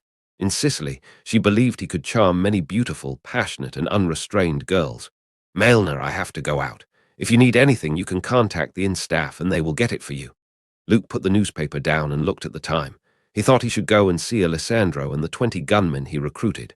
Oh, okay, Mr. Corleone. Melna leaned against the door, staring at Luke's leaving back and somehow feeling at ease. Initially, she was ready to become a plaything, but there seemed to be a glimmer of hope in her tragic life. Melna returned to the table with a complicated mood. She inadvertently saw the open newspaper, especially a bold headline that reads, Shocking.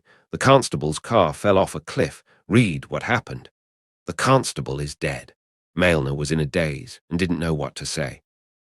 Heaviest piece of stone in her heart disappeared. Just like that. Suddenly. It's Mr. Corleone. Melna thought of Don Alessandro, a bully in Sicily and whom no one dared to mess with, but he bowed to the young man and was careful to show his goodwill. Is it really him? Melna, who experienced emotional ups and downs, looked at the clear blue sky and white clouds outside the window. Her heart was like a turbulent sea, and she could no longer calm down. Chapter 36, Stirring Emotions. Luke, who has left the inn, didn't know that Melna, who stayed in the room, had lost herself in his thoughts. He took howling commandos with him, left the town first, and walked around the coastline several times. After mapping out the guard positions and defensive forces of the barracks stationed around the area, he returned to the Bronze Bell Tavern. In the backyard, there were dozens of strong young men standing around. These are the best fighters in the family. They all have good and accurate marksmanship and are willing to die for the family. Alessandro didn't take the initiative to mention the constable's accident, which was simply a trivial matter. The mafia had always been good at those kinds of things. The constable, who looked like a fat pig, went to his mistress's house once a week. Alessandro just told his people to secretly do something to his car so that it could be disguised as brake failure. The car skidded and unfortunately fell off the cliff with the person still inside. Anyway, there were no surveillance cameras these days. It is impossible to find clues and find the murderer. "They are Camorra family's army or your army?" he asked faintly. "Of course it's mine, but now it's yours, Mr. Corleone." Don Alessandro seemed to have thought of the answer a long time ago. He shouted at the top of his lungs, "This is Mr. Vito Corleone. His father is Sicilian." Because of the cruel persecution from Mussolini, the dictator and executioner, he had to leave his homeland and wander around. Now, Mr. Corleone has a successful career. He has returned to his homeland with bread and wine, guns and bullets. Starting from today, we are no longer members of the Camorra family. There is only one person to whom I owe allegiance, and that is Mr. Corleone. Luke quietly watched Alessandro's performance, seeing him say he was Sicilian without even blinking, trying to exaggerate the helplessness and anger of being persecuted and uprooted from his homeland. He could only say that the future generation owes this man an Oscar. Sure enough, acting and lying are skills that any superior must be proficient in. Luke sighed with emotion, although Alessandro was in front of him, flattering him like a jester and as humble as a bootlicker. But it was because Luke represented the allies behind him. In addition to the 3 defeats, he had made this mafia leader bow his head. Because of this, Luke didn't really feel contempt for Alessandro. Even the most docile wolf would eat people when it's hungry. Once you let your guard down, you might get bitten at some point. You are not standing here today to serve me. The name Vito Corleone is just a stranger to you. Luke's eyes swept over the people standing in the backyard, some of whom Alessandro had recruited as gunmen, others as mafia hitmen. These young people, who he had never met, might not have any loyalty to him, but they were subservient to the family leader, power, and status. It is a centuries-old tradition of the mafia to be loyal to the family and never betray. Although it's said that the American mafia, which has its roots in North America, is on the verge of forgetting these outdated traditional rules, this is still very useful in Sicily. When Mussolini launched his mafia purge, he arrested thousands of suspects and tortured them. Whipping, pulling off fingernails, or even electrocution, all kinds of brutal torture. Even so, few people dared to betray their families. Even so, in defiance of fascism and Mussolini. According to different factions and families, the mafia has set up assassination teams, with leading members acting as assassins. These men called themselves the Honor Association and targeted senior Nazi officials and officers for assassination. The mafia was chosen as an informant by the Strategic Science Reserve precisely because of their violent elements, and they weren't afraid of Mussolini's government and could be easily bought. Luke looked around. Surprisingly, he was younger than many of the people in the backyard. However, the intense atmosphere brought by the Superman card formed a pronounced sense of oppression, like a mountain peak pressing down on the hearts of the people. The crowd was silent, and no one made any noise. Your loyalty towards me is for the honor of the mafia family, the betterment of your family and future. Before Mussolini came to power, the police had to grovel to you, and even the constable had to be respectful, but now they could randomly drag any one of you into prison as a suspect and then hang you at the square to be shot. This dictatorship is trampling on the dignity of every mafia member and insulting the honor of each one of you. It's time to rise and fight like a real man. Even if you bleed to death, at least you can get the glory and dignity. Luke's voice was calm, passionate, and full of emotion like a speech, not different from what he usually talks. But when it reached the ears of the crowd, it seemed like every word was full of power. They can't help but feel their blood boiling. Even Alessandro, who was standing by, felt the same. The fierce face, full of beard, was full of excitement as if it had recovered its lost youth. Constantine's, expert in deception, is easy to use. I need to exchange a few more in the future in case of an emergency. Luke had exchanged Constantine's skill card in the shop with the reputation he had saved these couple of days. The demon exorcist, who spent many years professionally backstabbing his team members and was nicknamed the world's greatest con man, had the devil on his left shoulder and an angle on his right one. From the Justice League to the supervillains, many people have been conned by him. Be careful when Constantine becomes your team member. It often means the death flag is flying over your head. However, even though he was a con man that could con people and his skills were first class, in the future he would simply go and be a top lecturer in a particular school for gifted children. When it comes to stirring up emotions and conning people to death, he was probably only a little worse than the Fuhrer of the Axis powers.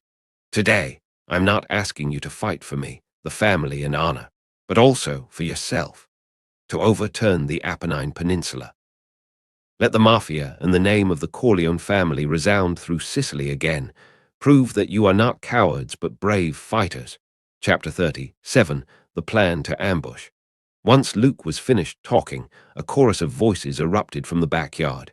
This scene was like a lecture on success for the future generations.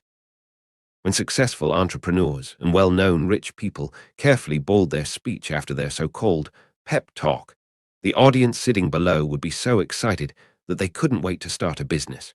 In the backyard, the same was true of the influential and hot-blooded mafia members. Everyone was excited as if they would rush into the barracks at the next moment and hang those damn Nazis in the square. We are willing to follow and obey all orders, Don Corleone. A slightly smarter young man stepped out of the crowd and took the lead in shouting.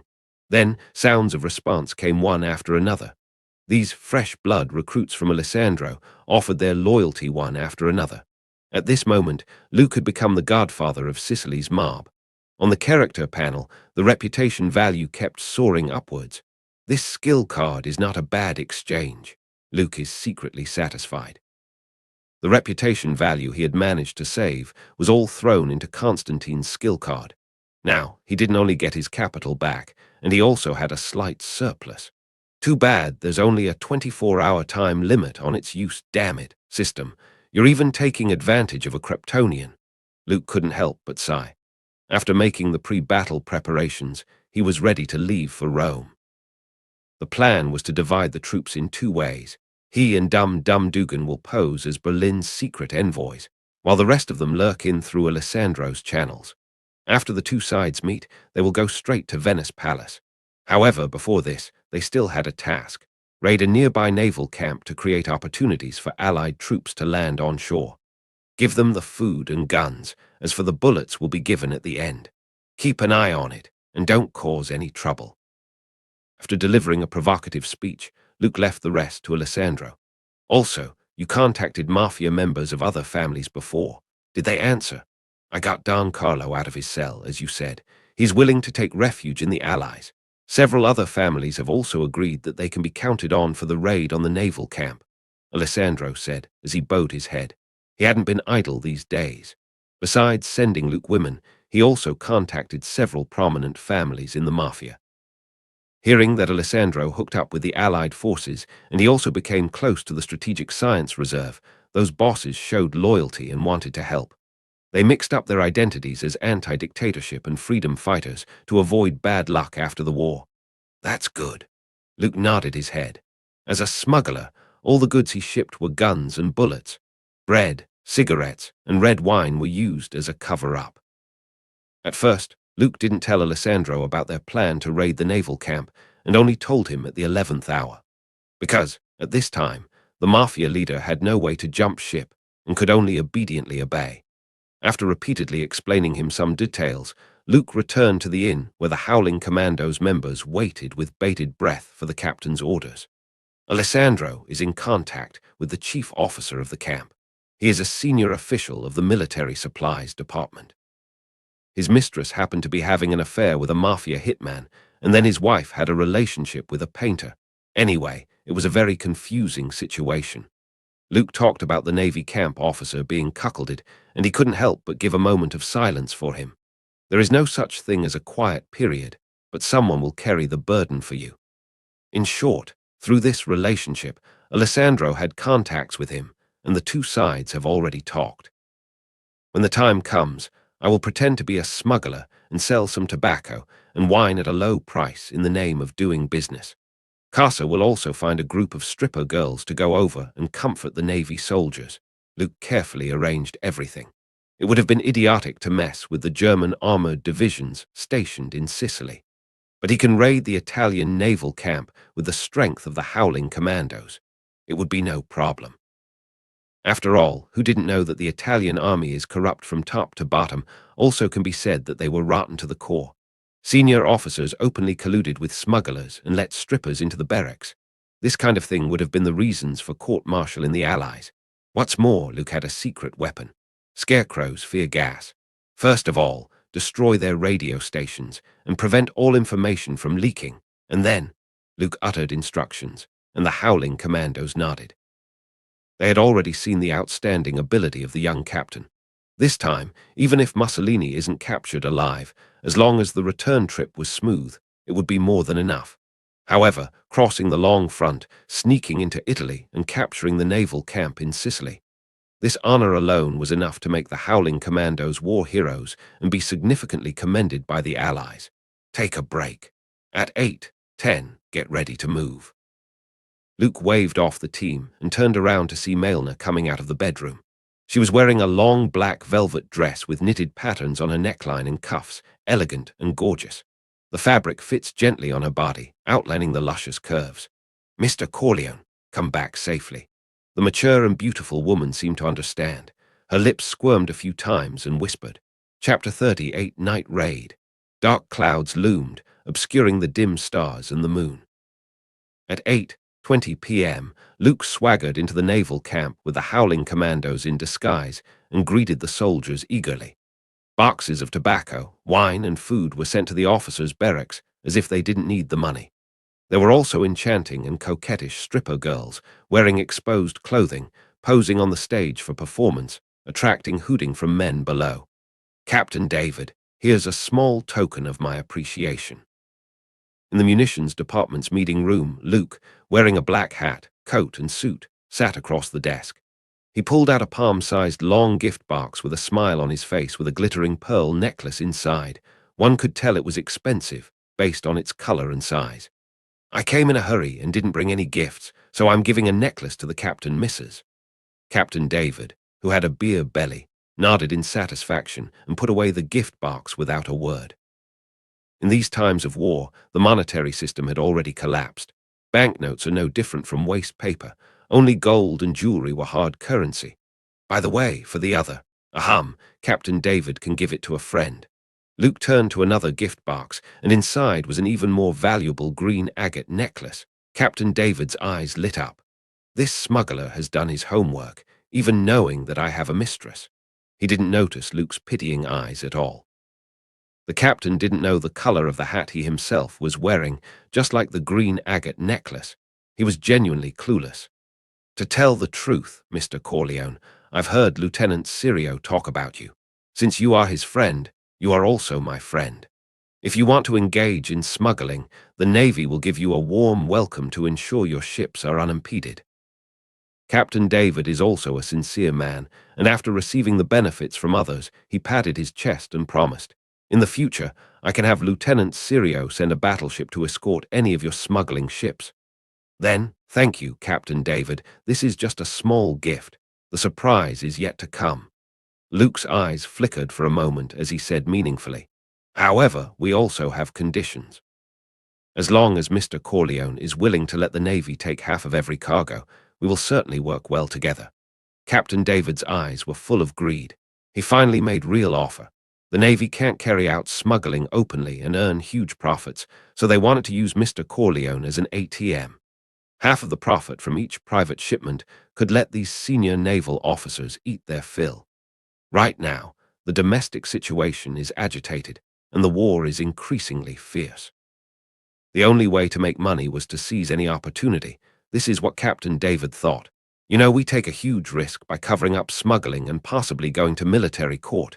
Looking at Captain David's insatiable appearance, Luke still had a smile on his face and didn't seem to be angry at all. He suddenly stood up, raised his hand, looked at the time, and whispered, "It's time." "Mr. Corleone, what are you talking about?" Captain David was bewildered. He didn't know why the smuggler stood up for no reason. Moreover, the overlooking eyes of the other party made him very uncomfortable. It was as if his existence suddenly became small. "Sit down, Mr. Corleone," Captain David said in an aggravated and irritated tone. "Haven't you noticed yet, Captain? You are no longer qualified to give orders." Luke laughed as he heard the commotion coming from outside. With the fear gas produced by Gotham's Scarecrow, taking care of these Italian soldiers couldn't be easier. The howling commandos only needed to wear gas masks before releasing the gas. Before long, the whole camp will be paralyzed. The Navy soldiers, gripped by fear, were like lambs to the slaughter, completely defenseless. "What's going on? What's going on? What do you want? I'm warning you, don't come over here." Captain David finally realized that something was wrong. The frightened screams outside were now coming into the room. He quickly pulled out the pistol attached to his belt, but before he pulled the trigger, his arm was twisted and broke. The white bone splinter pierced the skin and spurted out a lot of blood. A sharp pain struck, and Captain David fell to his knees, unable to help but cry loudly, trying to alert the guards outside the door. "I'm sorry, I didn't control my strength." Luke apologized without sincerity. Looking at Captain David, who kept moving his bloated body backward, there was no fluctuation in his heart. Thanks to the experience he learned from painting houses with Uncle Frank, Luke had no psychological burden from blood nor death. "Don't waste your energy. The soldiers in the camp either went to see the strippers or are crying in terror. The guards on duty were also taken care of by us," he faintly said. The entire camp, including the lower Marine police quarters, the construction department, the munitions department, the health department, the port authority, and the warehouse, had long since collapsed under howling commandos' sudden attack on mafia members. Even patrol boats, minesweepers, and logistics support boats were eliminated by a gang of brazen invading mafia in the name of Captain David's rewards for the soldiers. It isn't only Scarecrow's fear gas, but drinks laced with something special. Drinking it will incapacitate anyone, even elephants. This incident showed that the Italian army, without any vigilance, was lax enough to be handled by a gang of mafia. "Let me go, please, Mr. Corleone, sir," Captain David begged and even changed his address. "Of course, I will let you go. Killing prisoners is inhuman behavior." Luke shrugged his shoulders. He just let go of his strength and made the unfortunate captain scrunch his expression. "Don't be so afraid, Captain David. I'm not the devil." Captain David's eyes were full of fear. Luke is no different from the devil in his heart. How can an ordinary person break his arm as if he was breaking chopsticks? Moreover, he also felt that the other party didn't use any effort at all. "Stay here and don't try to do stupid things. You can't inform the garrison troops in other camps because we have already destroyed the radio station and also cut the phone lines." Luke took a deep look at Captain David, then walked over and took the pearl necklace back. As for the other green agate necklace, it was a fake prepared by Alessandro. Luke pushed open the door of the meeting room and heard faint cries of horror outside. The fear gas instantly transformed the Italian naval soldiers into fragile infants. They were dragged into darkness by fear gas, and the most frightening visions appeared in their minds, destroying their will. The screams of fear echoed under the night sky. However, the slight noise that came out swallowed instantly by the sound of waves lapping against the rocks. A group of mafias swarmed in, using axes or pistols, killing all the patrolling guards in sight without mercy. Simple and decisive, it was a silent raid. Luke stood on high, looking down at the bloody flowers blooming in the night, and sketched a satisfied smile around his mouth. By tomorrow, half of Sicily will fall into his hands. Chapter 39, Be Careful, Risky Road Ahead I. When the sun rose the next day, Sicily maintained the rhythm of its everyday life. The slight change were the rumors that Mailner climbed onto the bed of a prominent merchant, the constable's accident, and the strippers in the naval camp. This new gossip provided the town residents with many things to talk about at the dinner table. As long as the Allied forces didn't launch a large-scale bombing attack, as long as the air defense alarm didn't sound, Taormina was calm. The light of dawn shone over the town along the horizon. Luke jumped off a jeep and went back to the Walcaria Hotel. He stayed up all night, but he was still in high spirits. Let Alessandro's men watch carefully and don't make any trouble. Before entering the door, Luke instructed. The accompanying Dum-Dum Dugan nodded to show his understanding. At this juncture, no one should make any mistakes. After a night of raiding and cleaning up, the naval camp was entirely under the Howling Commando's control. From Colonel Benino to the junior recruits, all were taken as prisoners from the top commander. According to Alessandro's report, after a headcount against the list, there were over 500 officers of all ranks, together with the new recruits and sailors. Some of them inhaled too much fear gas, causing mental disorders and complete incapacitation. Others wanted to resist, but were neutralized by the mafia, who stormed into the camp from behind. In a word, only about 420 people survived and became prisoners. The mafia imprisoned all of them in the barracks and warehouses in batches and under their care. Manelli sent a message through the only transmitter preserved in the camp, saying that naval vessels need maintenance and will not participate in patrol and defense affairs for a couple of days. No one would find out that this naval camp had fallen into the Allies' hands during this time, like the shadow under the lights.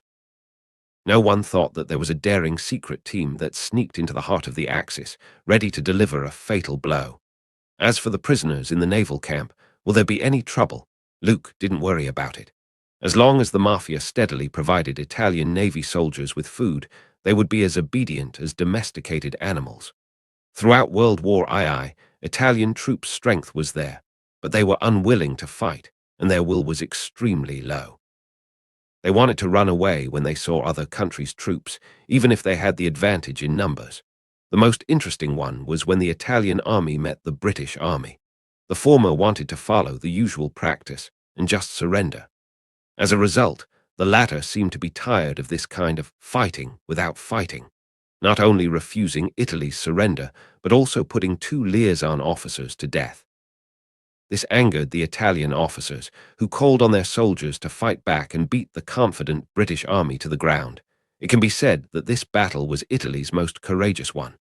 If I were the Führer, I'm afraid I would feel desperate too. What kind of teammates were all these? Luke got rid of his superfluous thoughts and went back to his room. Good morning, Mr. Corleone. The beautiful Mailner was sitting at the dinner table. She seemed to have just taken a bath. She pulled her wavy black hair behind her head, and her beige lace silk pajamas couldn't cover up her proud figure. Looking down, those long and straight legs stepped on the carpet, adding a seductive aura. She was indeed the most beautiful woman in Sicily. An ordinary dress alone was enough to make many men crazy about her. Luke calmly looked away and sat down at the table. This is for me. I am a little hungry. When he saw the seafood pasta on the table, he took it without any formalities. Slurp, slurp. After a storm of slurps, Luke looked up at Mailner, who was staring blankly at him, and asked, "Is there a problem?" "I already took a bite," Mailner faintly said. She isn't as wary of Luke as before. Instead, she relaxed and stopped being too formal. As for the reasons behind this change, Mailner herself couldn't tell. "I'm really sorry I've been busy all night," Luke said with little sincerity. "By the way, you can call me Luke. No need to call me Corleone. I've asked Casa to send your father to Palermo, where he can get into Sicily's best hospital for treatment and recuperation." "Thank you, Mr. Call." Luke, Mailner, who previously looked sad, had a smile of joy on her face. She was holding a warm glass of milk in her hands, and her voice showed gratitude, thinking of the accident that happened to the constable and then the proper arrangements for her father. Mailner felt a sense of relief, and the days she spent at the hotel was the most relaxing she had ever had. Not having to worry about men's greedy minds and women's vicious curses. "Don't be so polite. By the way, I will probably leave Sicily tomorrow. Casa will take you home then," Luke said as if he was indifferent about it. "Don't worry, Mailner. No one will bully you in this small town. I already told Casa." The smile that appeared on Mailner's face froze for a moment. "Yes. I wish you a pleasant journey," the beautiful woman said with great reluctance. Mailner didn't say much. She soon got up and went back to her room. Luke's lips rose, looking at the graceful figure leaving in a hurry. He is waiting for the night to come. The afterglow of dusk gradually sank into the sea. Maelna didn't come out of the bedroom until dinner time. Luke simply packed his bags. He would no longer be Vito Corleone tomorrow, but Captain Steiner from Berlin, who won the Iron Cross. Chapter 40. Be careful, risky road ahead, aye aye. The clock on the wall slid into the early hours of the morning, and Luke, who was still awake, heard a noise in the next room. Then carefully pushed the open door, and someone is standing at the entrance of the second bedroom. The breathing became even more rapid, and the sound of a heartbeat was prominent. Lying in bed, Luke could almost turn the information she received in his mind into dynamic pictures through super listening. Standing there for so long. Aren't you going to come in? Just as Maelna flinched and was ready to turn away, the door was opened. Luke, clad in a robe, asked in a teasing tone, "If you want to see me off, it seems a bit early." In the dimly lit living room, only the bright moonlight came in from the window. Luke took a step forward, almost sticking to Maelna. The latter looked up, her charming body trembling, and a blush appeared on her beautiful face, like the burning clouds of Sicily in the sunset. "I thought you weren't coming." Luke made a move and hooked up Maelna's chin with his fingers. "What would you have done if I hadn't come?" Maelna tried to avoid Luke's aggressive gaze, but failed. "Then I would have come over. Maelna, I'm not the decent Mr. Corleone you imagine. I have a strong, possessive nature and like to take what I like for myself. I am more like a villain than the mafia, and I covet your beauty more than the men in town." Luke's fingers traced over Maelna's red lips, and his other arm circled to the slender waist and brought it closer with force. MMM. Maelna was surprisingly not offended by Luke's confession. She wanted to say something, but Luke blocked her plump red lips. Outside the window, the darkness of the night was getting deeper and deeper. After a whole night of lovemaking, Luke woke up refreshed the following day. When he got up, he couldn't help but get a strange idea. How did Superman from the studio next door complete the act of biological reproduction with his girlfriend, Lois Lane? For the time being, if he didn't consider the combination between Kryptonian and Earthlings, would there be any problems? Someone that could carry an aircraft weighing hundreds of tons, the firm muscle density that even heavy weapons couldn't penetrate. Such a steel body, won't it break Lois Lane as if she were an inflatable doll? Luke walked into the bathroom with this inexplicable question. To be honest, it was supposed to be a strenuous exercise that made men exert all their efforts and consume their physical strength. For him, who had loaded the Superman card, it was a bit too tricky. Especially controlling his strength was a great test of ability. This is only the LV-1 civilians. If he unlocked a higher level card, Luke might consider becoming an abstinent superhero without touching the opposite sex. Being overly adequate was really not pleasurable. Luke muttered in a low voice. He just felt like a relentless pile driver throughout the process. "Will you come back?" Lying on the bed, Maelna's face remained somewhat charming. She stared at Luke, who was changing into new clothes and preparing to leave. She asked faintly. Maelna didn't know whether what she had done was right or wrong, but there's no doubt that Luke's arrival freed her from her tragic fate and gave her an unprecedented sense of security. It's like a ray of sunshine shining into a gloomy world full of haze. "Don't worry, before long, and you will hear my name spread all over Sicily. I should almost be back by then." Luke bowed his head and kissed Maelna's smooth forehead. While it's good to be in a gentle home, it was also important to take the first step in his future career. Captain America only defeated Hydra and Red Skull and created an opportunity for the Allies to win the war. It was hailed to the skies by the American military. In the next 70 years, Steve Rogers became a well-known legend, and there were many fans like Carlson. After recovery from the glacier and thawing, he naturally occupied a leading position in both S.H.I.E.L.D. and the Avengers due to his special status. That was the role of reputation, standing on the commanding heights of morality at all times. The federal government and superheroes would give him proper respect. "Then be careful. I'll wait for you." Maelna nodded her head sweetly, like a lazy cat. She didn't think it was a lie, and she didn't know about what great things this man would do to make his name spread all over Sicily. She simply believed that Luke would come back. "At 3:40 tomorrow afternoon, Allied troops will land ashore." Luke looked serious, stared at Alessandro and said, "Casa, do this well, and you will truly become the most respected person of Sicily, maybe even Italy." the mayor, prime minister, even Mussolini. All these powerful people who once despised you will bow down to you and call you sir. I will, Captain Cavill. The mafia leader was so excited that his voice trembled. This is the first time he called Luke by his name. After all, Vito Corleone was now a thing of the past. Captain Steiner's identity, the Berlin envoy and recipient of the Iron Cross, also wasn't expected to last long. Luke divided his troops in two, as initially planned. He took Dum Dum Dugan, who was accompanying him, and boarded a ship for Rome. Hitler once said that military uniforms must look good, so that young people would join the military without hesitation. Luke had to say that there was some truth in his words. He dressed in a tailored captain's uniform, looked at himself in the mirror.